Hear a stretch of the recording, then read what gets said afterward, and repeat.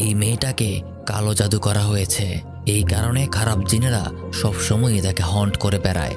একটা দিনও সে শান্তিমতো ঘুমাতে পারে না। তার জীবনের সকল সুখ শান্তি যেন এক কালো জাদুকরের হাতেই বন্দী হয়ে আছে। এই কালো জাদু থেকে মুক্তির সন্ধান করতে করতে এক সময় সে জানতে পারে এর একমাত্র সমাধান হলো তার নিজের জীবন ত্যাগ করা। তখন কি করেছিল মেয়েটা? এর উত্তর খুঁজতেই আজকে আমরা এক্সপ্লেন করব 2023 সালে মুক্তিপ্রাপ্ত তুর্কিশ হরর মুভি হাইলে বীর আইলে কাবুসু। তো চলুন গল্পটা শুরু করা যাক। গল্পটা শুরু হয় 2022 সালের ইস্তাম্বুল শহরে। এই মেয়েটার নাম দামলা। দামলার বান্ধবী তার অতীতের একটা সমস্যা নিয়ে তাকে জিজ্ঞাসা করে। আসলে বেশ অনেক বছর যাবৎ দামলা মানসিকভাবে কিছুটা অসুস্থ রয়েছে। যে প্রায় সময়ই অদ্ভুত কিছু ভ্রম দেখতে পায়, যেগুলোর কোনোটাই বাস্তবে অস্তিত্ব খুঁজে পাওয়া যায় না। তাই তার বান্ধবী আজকে তাকে এক ওঝার ঠিকানা দেয়। উনি নাকি এসব সমস্যার সমাধান করতে পারে। এসব শুনে দামলা যখন নিজের অ্যাপার্টমেন্টে ফিরে যাচ্ছিল, তখন তার আচরণেই বোঝা যায় তার সাথে ঘটা এই ঘটনাগুলো ধীরে ধীরে তাকে ভেতর থেকে একদম দুর্বল করে ফেলেছে। সেই লিফটে ঢুকে নিজের ফ্লোর সে সেট করে। শুরুতে সবকিছু ঠিকঠাকই ছিল, কিন্তু হঠাৎ সেই লিফটে সমস্যা হতে শুরু করে। আর কোনো এক সময় এই লিফট বন্ধ হয়ে যায় এবং ইলেকট্রিসিটিও চলে যায়। দামলা ভয়ে ভয়ে নিজের ফোনের ফ্ল্যাশ অন করে। সে খুবই ভয় পেয়ে আছে। হঠাৎ একটা শব্দ পেয়ে যখন ফ্লোরের দিকে তাকায়, তখন সেখানে একটা ভয়ানক চেহারা সে দেখতে পায়। একটা বাচ্চা সেই ভয়ানক দৃষ্টিতে তাকে বারাস নামক একটা গ্রামের কথা বলছে, আর তাকে বলে যে তাকে অবশ্যই সেই গ্রামে যেতে হবে। এতে দামলা এতটাই ভয় পেয়ে যায় যে সে নিজেকে সামলাতে পারে না। আর তখনই হঠাৎ সে বুঝতে পারে এ সব কিছুই আবারও সে ভ্রম দেখছে। লিফটের থেমে যাওয়া আর ইলেকট্রিসিটি চলে যাওয়া, এগুলো শুধুমাত্র সে তার চোখেই দেখেছে। বাস্তবে এমন কিছুই হয়নি। সে ওখান থেকে তাড়াতাড়ি বের হয়ে যায় আর নিজের হাজবেন্ডকে সবকিছুই খুলে বলে। এই শহরে তার হাজবেন্ডের সাথেই সে থাকে, তবে দামলার হাজবেন্ড বারবার তাকে একই কথা বলে যেন সে এগুলো নিয়ে চিন্তা না করে। এগুলো তার মনের ভ্রম থেকেই হচ্ছে। যা শুনে দামলা রেগে ওঠে, কারণ সে জানে যে এগুলো তার ভ্রম নয়, এগুলোর পেছনে কোনো না কোনো কারণ অবশ্যই আছে। তাই এর পরদিনই দামলা তার বান্ধবীর কথা মতো সেই ওঝার ঠিকানায় যায়। যেখানে পৌঁছানোর পর সেই ওঝার কাছে সে সম্পূর্ণ ঘটনা খুলে বলে। সে দামলাকে জিজ্ঞাসা করে, ওই বাচ্চাটাকে কি তুমি চেনো? দামলা জানায় যে বাচ্চাটাকে সে চেনে না। তো এই বাচ্চাটা এমন ভাবে কথা বলছিল যেন বাচ্চাটা তাকে চেনে। তখন লোকটা তাকে বোঝায়, তুমি যতদিন ওদেরকে ভয় পেয়ে দূরে পালাবে, ততদিন ওরা তোমার পিছু করবে। বিশ্বাসের সাথে ভয়কে কখনো গুলিয়ে ফেলো না। তার কথা হলো দামলা যেন ভয় না পেয়ে বোঝার চেষ্টা করে যে তারা আসলে কি চায়। এই বলে সেই ওঝা তার অন্ধ মাকে দামলার দিকে নিয়ে আসতে শুরু করে আর দামলাকে তার বৃদ্ধ মায়ের চোখের দিকে তাকাতে বলে। দামলা কিছুটা সময় এক দৃষ্টিতে তার দিকে তাকাতেই তার চোখের মাঝে অদ্ভুত কিছু পরিবর্তন দেখতে পায়। আর এই ভিত্তিতেই সেই ওঝা কিছুটা বুঝতে পারে যে তার সাথে এগুলো কেন হচ্ছে। তারপর সে জানায় এগুলো সারা জীবনই তার পিছু করবে। যতদিন পর্যন্ত না তাদের শর্ত পূরণ হবে, ততদিন পর্যন্ত তারা লেগেই থাকবে। এটুকু শুনেই সে বাড়ি চলে আসে। তার হাজব্যান্ডকে সবকিছু খুলে বললে তার হাজব্যান্ড এগুলো কিছুই বিশ্বাস করে না, তাই সে তেমন একটা গুরুত্বও দেয় না। দামলার হাজব্যান্ড আগামী এক সপ্তাহের জন্য শহরের বাইরে একটা প্রজেক্টে যাবে, তাই সে দামলাকেও সাথে নিয়ে যেতে চায়, কিন্তু দামলা তাকে নিষেধ করে, কারণ তারও অফিসের কিছু কাজ আছে। রাতের বেলা দামলা আবারও একটা অদ্ভুত স্বপ্ন দেখে, যেখানে সেই ওঝার মাকে এই অদ্ভুত বাচ্চাটা কানে কানে কিছু একটা বলছে। আর হঠাৎ তারা দুজন দামলার দিকে তাকিয়ে চিৎকার করে ওঠে। সাথে সাথেই তার ঘুম ভেঙে যায়। দামলা উঠে দেখে সবকিছুই স্বাভাবিক আছে, কিন্তু কিছুতেই তার ঘুম আসছিল না। তাই সে তার ল্যাপটপ বের করে সেই বাচ্চার বলা কথা অনুযায়ী বারাস নামের সেই গ্রামটা খুঁজতে শুরু করে। এমনকি একটা জায়গার খোঁজও সে পেয়ে যায়। পরদিন সকালবেলা তার হাজব্যান্ড তাকে বিদায় জানিয়ে এক সপ্তাহের জন্য কাজের বাইরে চলে যায়। তখনই দামলার মোবাইলে তার বান্ধবীর কল চলে আসে। ওদিক থেকে তার বান্ধবী জানায় গতকাল তার ঠিকানা অনুযায়ী যেই ওঝার কাছে সে গিয়েছিল, গত রাতে সেই ওঝার মা মারা গিয়েছে। আর মারা যাবার পূর্বে সে বলেছে দামলাকে দ্রুত সেখানে যেতে, যেখানে তাকে যেতে বলা হচ্ছে। দামলা তার বান্ধবীকে কিভাবে বা কেন এই বিষয়ে জিজ্ঞাসা করলে তার বান্ধবী তাকে কিছুই বলতে পারে না, কারণ সেই ওঝা তাকে এগুলো বাদে আর কিছুই জানায়নি। এবার দামলা তার ল্যাপটপে আবারও সেই জায়গার লোকেশনটা বের করে বেরিয়ে পড়ে সেই গ্রামের দিকে। তার যেতে যেতে রাত হয়ে যায়। আর গ্রামটা খুবই ঘন একটা জঙ্গলের মাঝখানে ছিল। যেতে যেতে এক সময় সে বারাস গ্রামের সাইনবোর্ডটা খুঁজে পায়। গ্রামে যাওয়ার পর সে প্রথমেই গ্রামের একজনের সাথে কথা বলে নিজের থাকার একটা ব্যবস্থা করে। এই ছেলেটার নাম উইসেল। এখানে যারা বেড়াতে আসে সে তাদের থাকা খাওয়ার ব্যবস্থা করে। আসলে কোনো এক সময় এই গ্রামে অনেক মানুষের বসতি ছিল, কিন্তু ধীরে ধীরে দারিদ্রতার কারণে তারা সবাই শহরে চলে গিয়েছে। এখন শুধুমাত্র এই গ্রামে 4-5 জন মানুষ থাকে। আর বেশিরভাগ সময় শুধুমাত্র তারাই এই গ্রামে আসে যাদের আত্মীয় স্বজনের কবর এই গ্রামের পাহাড়ে আছে। যাওয়ার আগে দামলাকে একটা বিষয়ে সে সাবধান করে দেয়, যেন দামলা ভুলেও উপরতলায় না যায়। কারণ এই বাড়িতে যারা থাকতো তাদের জিনিসপত্র উপরতলায় রাখা। জিনিসগুলি খুবই পুরাতন, তাই ধরলে নষ্ট হয়ে যেতে পারে, যেটা সে কোনোভাবেই চায় না। কিন্তু তার বলার ধরনে বোঝা যাচ্ছে হয়তোবা এটা একমাত্র কারণ না, এর পেছনে আরও অন্য কোনো কারণ আছে। রাতের বেলা দামলা নিষেধ অমান্য করে উপরতলায় চলে যায়, কারণ সে এখানে এসেছে নিজের সমস্যার সমাধান করতে, তাই তাকে সবকিছুই জানতে হবে। উপরতলায় যাওয়ার পর উইসেলের কথা অনুযায়ী সে ওখানে কিছু পুরাতন জিনিস দেখতে পায়। খুবই ভয়ে ভয়ে সামনে এগিয়ে ওই জিনিসগুলি সে দেখছিল। ঠিক তখনই তার মোবাইলে কল চলে আসায় দামলা চমকে ওঠে। তার হাজব্যান্ড তার খোঁজ খবর নেওয়ার জন্য ফোন করেছে। দামলা তাকে জানায় সে তার বান্ধবীর বাড়িতে বেড়াতে এসেছে, আর কয়দিন পরই সে তার নিজের বাসায় ফিরে যাবে। দামলা এখানে জিনিসপত্রগুলো দেখে আবারও ফিরে যায় ঘুমানোর জন্য।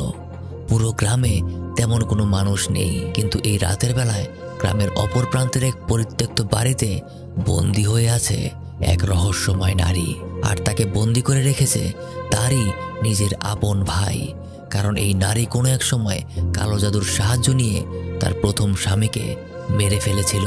আর তখনকার সময়ে কালো জাদু ছিল এক জঘন্য অপরাধ, যেখানে এই দোষে যারা দোষী হয় তাদের একমাত্র শাস্তি হয় মৃত্যুদণ্ড। তাই নিজের আপন ভাই হওয়া সত্ত্বেও সে নিজের বোনকে দিনের পর দিন কালো জাদু করার অপরাধে এভাবে শাস্তি দিয়ে আসছে। তার বাকিটা গল্প আমরা কিছুক্ষণ পরেই জানতে পারবো, দেখতে থাকুন। এইদিকে দামলা উপরতলায় ঘুরে নিচে এসে নিজের রুমে ঘুমানোর চেষ্টা করছিল। তখনই হঠাৎ তার এক অদ্ভুত অনুভূতি শুরু হয়। আর পেছনে ঘুরে তাকাতেই এক অশরীরী পরিবারকে সে দেখতে পায়। পরিবারে সেই বাচ্চাটাও ছিল, যে বাচ্চাটা এতদিন তাকে ভয় দেখিয়ে এসেছে। হ্যাঁ, এটাই সেই বাচ্চার পুরো পরিবার। তারা প্রত্যেকেই দামলাকে কিছু বলতে চায়, কিন্তু দামলা ভয় পেয়ে সেখান থেকে পালিয়ে যেতে শুরু করে। দিক বিদিক চিন্তা না করেই গ্রাম থেকে বেরিয়ে জঙ্গলের মধ্যে দিয়ে পালাতে শুরু করে। আর এক প্রান্তে হঠাৎ এক ভয়ানক কাকতাড়ুয়া সে দেখতে পায়। সেটাকে গুরুত্ব না দিয়ে সে আবারও সামনে পালাতে শুরু করে।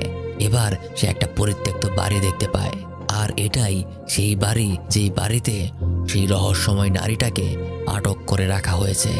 দামলা আবারও পালাতে শুরু করে, আর হঠাৎ তার সামনে এক বিভৎস চেহারার এক দানব চলে আসে, যেটা দেখার সাথে সাথেই তার ঘুম ভেঙে যায়। অর্থাৎ এতক্ষণ সে স্বপ্ন দেখছিল, কিন্তু স্বপ্নে সে এমন একটা জায়গা দেখেছে যে জায়গাটা সে আগে কখনোই দেখেনি।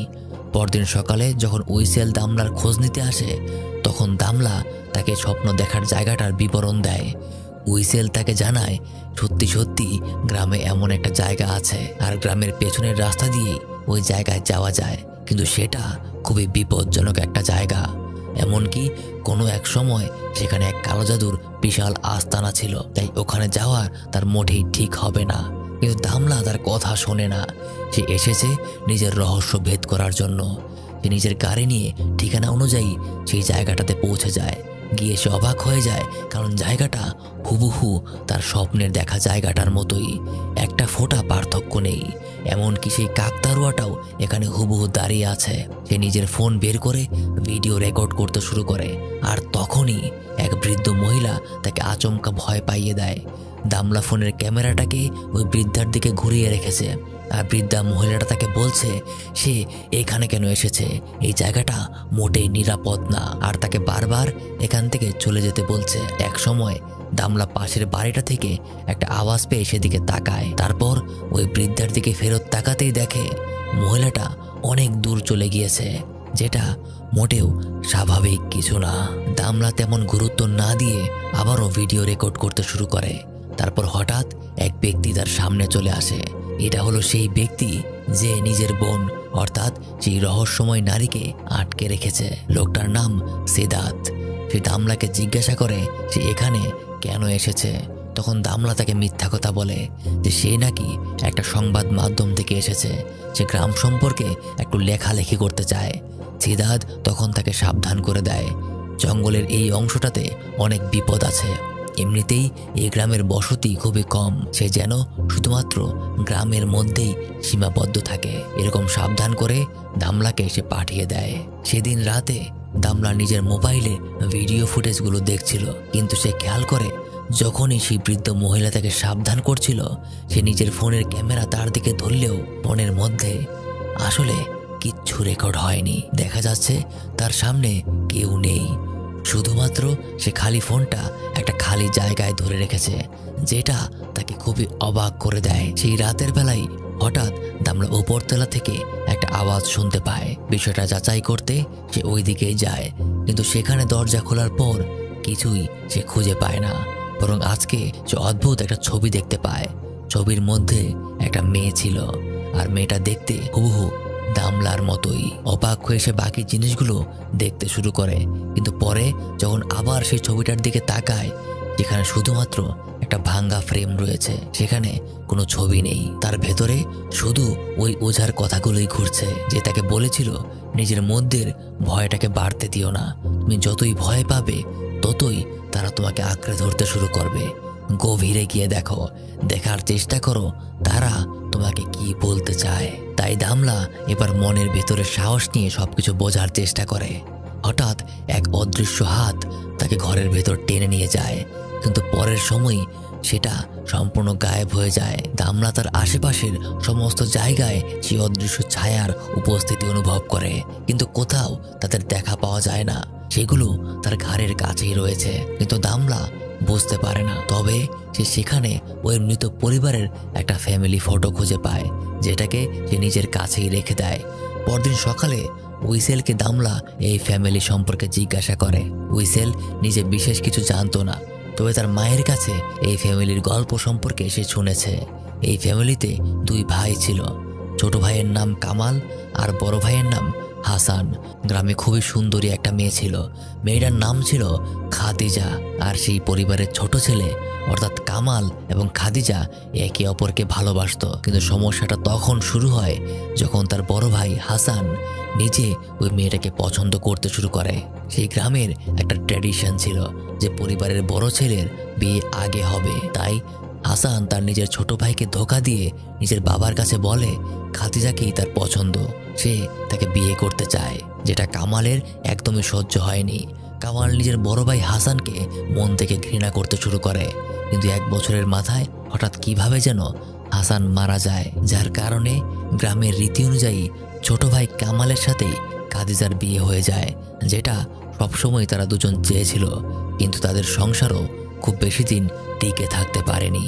শোনা গিয়েছিল কামাল নাকি 2 বার খাদিজাকে মারার চেষ্টা করেছিল, যাকে কিনা সব থেকে সে বেশি ভালোবাসতো। একদিন কামাল নিজের ছেলেকেও গলা টিপে দুনিয়া ছাড়া করে ফেলে, তারপর সে নিজেও এই দুনিয়া ছেড়ে চলে যায়। তারপর থেকেই এই গ্রামে একটা অভিশাপ নেমে আসে, একে একে বহু মানুষ এক অদ্ভুত কারণে মারা যেতে শুরু করে, যার কারণে গ্রামের বেশিরভাগ মানুষ ভয় পেয়ে ধীরে ধীরে গ্রাম ছেড়ে পালিয়ে যায়, আর এই গ্রামটা হয়ে যায় এক জনশূন্য বসতি।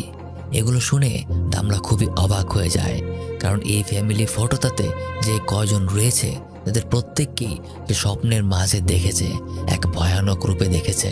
এমনকি পরিবারের সেই ছোট সন্তান অনেক দিন যাবৎ তাকে ভয় দেখিয়ে আসছে, তাকে এর উত্তর খুঁজে বের করতেই হবে।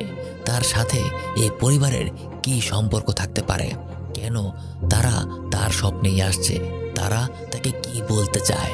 দামলা আবারও উইসেলকে খাদিজার কথা জিজ্ঞেস করে। তখন উইসেল জানায় খাদিজাকে আর কখনো খুঁজে পাওয়া যায়নি। মানুষের মুখে শোনা যায় কালো জাদু করার কারণে নাকি খাদিজাকে জিনেরা উঠিয়ে নিয়ে গেছে। আর এখানেই বের হয়ে আসে এই রহস্যময় নারীর বিষয়টা। গল্পের প্রথম ধাপ থেকে আমরা যে রহস্যময় নারীটাকে দেখেছি, যাকে তার ভাই কালো জাদু করার অপরাধে বছরের পর বছর পরিত্যক্ত বাড়িতে শাস্তি দিয়ে এসেছে, সেই হলো গল্পের খাদিজা। তবে দামলা এখনো শুধুমাত্র উইসেলের মুখে যা শুনেছে ততটুকুই জানে। এখন শুধুমাত্র উইসেলের মামা অর্থাৎ খাদিজার একমাত্র ভাই সেদাত বেঁচে আছে তার পরিবারের মাঝে। তাই দামলা সেদিন সেদাতের সাথে দেখা করতে যায়। প্রথম দামলার সাথে সে সুন্দরভাবেই কথা বলে, কিন্তু পরে সে যখন খাদিজা সম্পর্কে জানতে চায় তখন সে এ বিষয়ে তাকে মাথা ঘামাতে নিষেধ করে। যে ঘটনা নাকি বহু বছর পুরনো, সবাই সেটা ভুলে গিয়েছে আর তাকে সে এখান থেকে চলে যেতে বলে। তবে সেদাতের ওয়াইফ হয়তোবা দামলাকে কিছু একটা বলতে চায়, শুধু নিজের স্বামীর কারণে সে তার নিজের মুখটা বন্ধ করে রাখে। কিছু না বলেই সে সেখান থেকে চলে যায়। অপরদিকে সেই পরিত্যক্ত বাড়িতে খাদিজা নিজের পরিবারকে বারবার এক ভয়ানক রূপে দেখতে পায়, কারণ সেই কালো জাদুর প্রভাব এখনো বহাল রয়েছে। খাদিজা সবসময় তাদের কাছে ক্ষমা চায়, এবার যেন তারা তাকে মুক্তি দেয়, কিন্তু খাদিজার শাস্তি যেন দিন দিন বেড়েই চলেছে। আজকে শেষবারের মতো সেদাত খাদিজাকে তার পরিবারের কবরের সামনে নিয়ে আসে, যেন শেষবারের মতো তাদের কাছে এসে ক্ষমা চেয়ে নেয়। তার নিজের ভাইও তাকে এতটা ঘৃণা করতে শুরু করেছে, যেখানে সে প্রত্যেকবার তার খোঁজ নিতে আসার সময় সে দোয়া করে যেন সেখানে গিয়ে সে খাদিজাকে মৃত অবস্থায় দেখতে পায়। আর জীবনের এই নির্মমতার সাক্ষী হয়ে খাদিজা নিজেও আর বেঁচে থাকার আগ্রহ পায় না। তার ভাই কিভাবে তাকে এতটা ঘৃণা করতে পারে? খাদিজা এই পর্যন্ত বহুবার তাকে বলেছে যে কালো জাদু সে করেনি, তার প্রথম স্বামীকে কালো জাদু করে মারা হয়েছে, এটা সে জানতো না, ওই কাজটা সে আসলে করেনি। কখনোই সেদাত তার কথা বিশ্বাস করে না। আজকে হঠাৎ খাদিজাকে সেখানে রেখে বাড়ি ফেরার সময় একটা অশরীরী সেদাতের পিছু করে। ভয় পেয়ে সামনে এগোতেই হঠাৎ সেদাত নিজেকে একটা কবরের ভেতর খুঁজে পায়। সে ওখান থেকে নিজেকে বের করার চেষ্টা করে। ঠিক তখনই পেছনে তাকাতেই সে দেখতে পায় এক ভয়ানক দানব তাকে আঁকড়ে ধরতে ছুটে আসছে, আর সাথে সাথেই তার ভ্রম ভেঙে যায়। আসলে সে এতক্ষণ মাটিতে গড়িয়েই ছটফট করছিল, কিন্তু এর অবশ্যই একটা না একটা কারণ আছে। এদিকে সেই রাতেই দামলা ঘুমের মধ্যেই ওপর থেকে একজনের ডাক শুনতে পায়। উপরে যাবার পরেই অদ্ভুতভাবে সে কালো জাদু চর্চা আর অদ্ভুত কিছু দৃশ্য দেখতে পায়, যেগুলোর কারণে তার মানসিক ভারসাম্য নষ্ট হয়ে সে ওপর থেকে সিঁড়ি দিয়ে নিচে পড়ে যায়। সকাল হলে উইসেল যখন ভেতর থেকে দামলার সারা শব্দ পাচ্ছিল না, তখন সে ভেতরে ঢুকে পড়ে। গিয়ে দেখতে পায় দামলা খুবই অদ্ভুত অবস্থায় আহত হয়ে সিঁড়িতে পড়ে আছে। তাই উইসেল সাথে সাথে তাদের গ্রামের একমাত্র চিকিৎসক সিদাতের স্ত্রী অর্থাৎ ফাতেমাকে ডাক দেয়। ফাতেমা তার চেক আপ করে জানতে পারে তার প্রেশার লো হয়ে গেছে, তাই সে মাথা ঘুরিয়ে নিচে পড়ে গেছে। কিন্তু যখনই সে দামলার হাতে একটা অদ্ভুত দাগ দেখতে পায়, সেটা দেখেই সে ভয় পেয়ে ওঠে। তার সাথে আর একটাও কথা না বলে সে দ্রুত সেখান থেকে বের হয়ে যায়, এমনকি সে উইসেলকেও কিছু বলে না। সেই রাতেই কাপড় সেলাই করতে করতে ফাতেমা দেখতে পায় তার হাজবেন্ড অর্থাৎ সিদাত এক ভয়াবহ চেহারা নিয়ে তার সামনে এগিয়ে আসছে, আর তার সাথে খাদিজাও আছে। সে বলছে যে সত্যকে লুকিয়ে রাখে সেও সমান দোষী। এই বলে সিদাত তার জিহ্বাটা টেনে ছিঁড়ে ফেলে, আর তখনই তার হুঁশ ফিরে আসে। সে বুঝতে পারে সত্যিটা লুকিয়ে রাখা তার মোটেও উচিত হবে না। কিন্তু কি সেই সত্যি? দেখতে থাকুন, সামনে জানতে পারবেন। সেই রাতেই ওইদিকে দামলা নিজেও সেই মৃত পরিবারকে আবারও এক ভয়ানক রূপে দেখতে পায়। তারা দামলার কাছে সাহায্য চায়, কিন্তু দামলা ভয় পেয়ে আছে। এগুলো সে কেন দেখছে সে কিছুই বুঝে উঠতে পারছে না। আর ঠিক তখনই তার দরজায় কে যেন কড়া নাড়তে শুরু করে। দামলা যখন দরজা খুলে তখন সেখানে ফাতিমা তাকে সাবধান করতে শুরু করে যেন সেই গ্রাম ছেড়ে এখনই চলে যায়। এখানে তার থাকাটা মোটেও উচিত হচ্ছে না। দামলা তাকে বারবার জিজ্ঞাসা করে, আপনার আর কিছু বলার থাকলে আপনি বলুন, আমি জানতে চাই। কিন্তু ফাতিমা একটাই কথা বলে যে সে নাকি সব কিছু বলতে পারবে না, কিন্তু তার অবশ্যই এখান থেকে চলে যাওয়াটা উচিত হবে। ঘটনাটা এমনভাবে পরিবর্তন হয়ে গেছে যে বাকিদের সাথেও ভয়ানক ঘটনা ঘটতে শুরু করেছে। এই হচ্ছে উইসেলের মা, তার সাথেও ইদানিং বেশ কিছু খারাপ ঘটনা ঘটতে শুরু করেছে। সে ঘুমের মধ্যে সেই কালো জাদুর দৃশ্যগুলো আর খুব বীভৎস চেহারা সে দেখতে পায়। এমনকি তার ছেলে স্বপ্নের মাঝে তার সতীত্ব নিয়ে তাকে প্রশ্ন করে। এগুলো দেখে ঘুম থেকে সে উঠে পড়ে। যখন সে নিজের ছেলেকে খুঁজতে তার রুমে যায় তখন সেখানে উইসেলকে মৃত অবস্থায় দেখতে পায়। একটু আগেই তার ছেলের উপর সেই অশরীরীগুলো আক্রমণ করেছিল, যেখানে খুব বাজেভাবে তার মৃত্যু হয়ে গেছে। আর সোজা সে তার ভাইয়ের কাছে চলে যায়। এবার নাকি সে তাকে সত্যটা বলেই ফেলবে। সে যতদিন নিজের মাঝে এই সত্য কথা লুকিয়ে রাখবে ততদিন এই অশরীরীগুলো তাকে শান্তিতে থাকতে দেবে না। সে কাঁদতে কাঁদতে তার ভাইকে বলে আসলে সবকিছুর জন্য সেই দায়ী, তার দোষের কারণেই তার নিজের ছেলেকে সে হারালো। আর এইখানেই বেরিয়ে আসে আসল সত্যটা, যে ফ্যামিলিকে ঘিরে এতদিন এত কিছু হয়েছে সেই ফ্যামিলি সম্পর্কে আমরা আগেই জানতে পেরেছি। হাসান এবং কামাল দুই ভাইয়ের শত্রুতা সম্পর্কে আমরা আগেই জানতে পেরেছি যে কিভাবে তাদের মধ্যে একে অপরের প্রতি ঘৃণা জন্মেছিল। কিন্তু এর আড়ালে ছিল আরও একটা গল্প। একই গ্রামের কামাল এবং খাদিজা যখন একে অপরকে ভালোবাসতো তখন অপরদিকে হানিফা নামের একটা মেয়ের সাথে কামালের বড় ভাই হাসানের সম্পর্ক ছিল। প্রায় সময়টাতেই তাদের মাঝে শারীরিক সম্পর্ক হতো। হাসান হানিফাকে কথা দিয়েছিল যে সে তাকে বিয়ে করবে, কিন্তু পরবর্তীতে নিজের ছোট ভাইয়ের প্রেমিকাকে তার খুবই পছন্দ হয়ে যায়, যার কারণে ছোট ভাইকে ধোঁকা দিয়ে সে খাদিজাকে বিয়ে করে ফেলে। যে বিষয়টা হানিফা কখনোই মেনে নিতে পারেনি। তাছাড়াও কামালের বড় ভাই যেহেতু কামালের প্রিয় মানুষটাকে কেড়ে নিয়েছে, তাই হানিফা কামালের সাথে মিলে হাসানের বিরুদ্ধে এক ঘৃণ্য ষড়যন্ত্র করতে শুরু করে, এক কালো জাদুর ষড়যন্ত্র।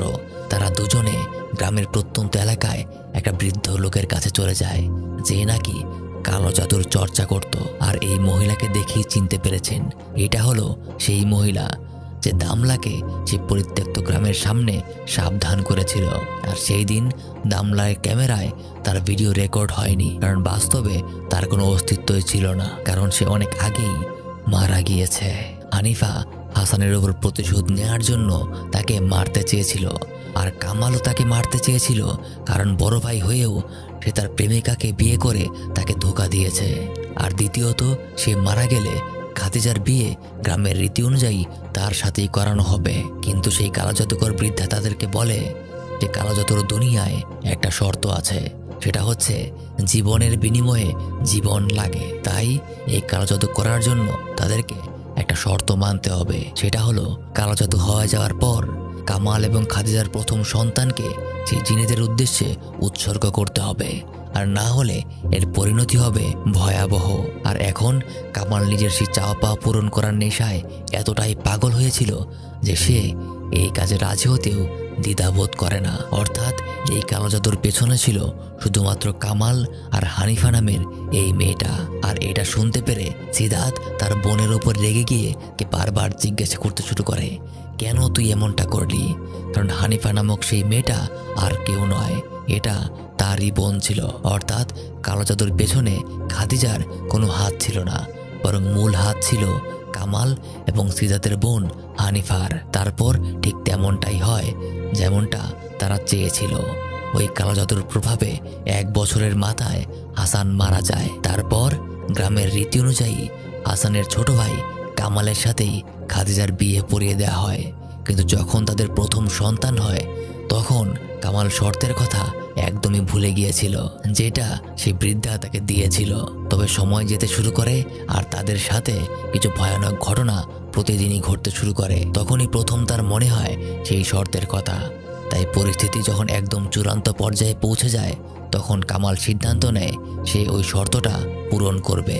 কিন্তু এতদিনে তার প্রথম সন্তান, তার নিজের ছেলের প্রতি তার মায়া অনেক বেশি বেড়ে গিয়েছিল, তাই কোনোভাবেই সে এই কাজটা করতে পারছিল না। তবে নিজের মনকে সে অনেক সান্ত্বনা দেয় আর সিদ্ধান্ত নেয় যে সে ওই খারাপ জিনেদের নামে নিজের ছেলেকে উৎসর্গ করবে।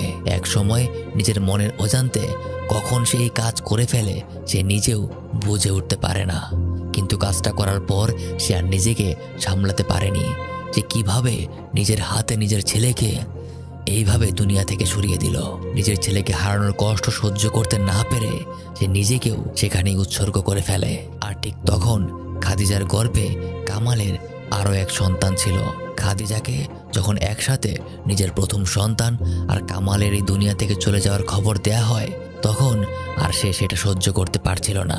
একসাথে দুজনকে হারানোর ব্যথা সে কোনোভাবেই মেনে নিতে পারছিল না, যার কারণে মানসিক এবং শারীরিক ভারসাম্যহীনতায় তার পরের সময়টাতেই দুর্ঘটনাবশত তার দ্বিতীয় সন্তানের জন্ম হয়। আর এটা একটা মেয়ে ছিল, কিন্তু সময়ের অনেক আগে ভূমিষ্ঠ হওয়ার কারণে তার অনেক শারীরিক ত্রুটি ছিল। তার শরীরের বিভিন্ন জায়গায় ফোস্কা পড়তে শুরু করে, এমনকি তার জীবিত থাকার সম্ভাবনাটাও একদম নগণ্য ছিল। এমনকি তারা সন্দেহ করতে শুরু করে হয়তোবা সেই কালো জাদুর প্রভাবেই এমন সন্তান জন্ম নিয়েছে। এই বাচ্চাটাকে তারা মোটেও ভালো চোখে দেখছিল না। তাই একসময় সিদ্ধান্ত নেওয়া হয় বাচ্চাটাকে বিদায় জানানোর সময় হয়ে গেছে, তার জন্য কবর করা হয়, তাকে এখনই চাপা দিয়ে ফেলতে হবে। কিন্তু হানিফা এই পর্যন্ত যে পাপ করেছিল তার দ্বারা এই ঘৃণ্য কাজ করা আর সম্ভব না।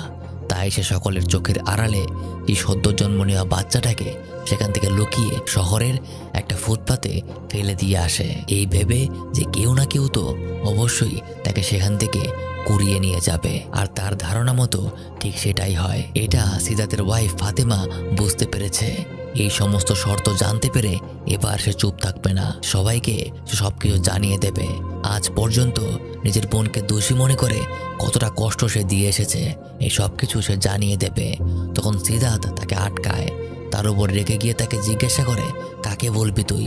তখন ফাতেমা তাকে জানায় দামলাকে সব কিছু বলবে। এই শুনে সিদাত অবাক হয়ে যায়, জানায় গতবারের ঘটনা সম্পর্কে।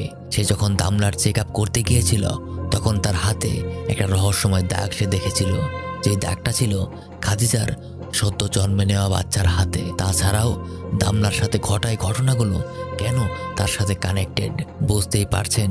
এই দামলাই হলো খাদিজার সেই অসুস্থ সন্তান যাকে শহরের ফুটপাতে ফেলে আসা হয়েছিল। সিদাত ছিল রাগী একজন মানুষ।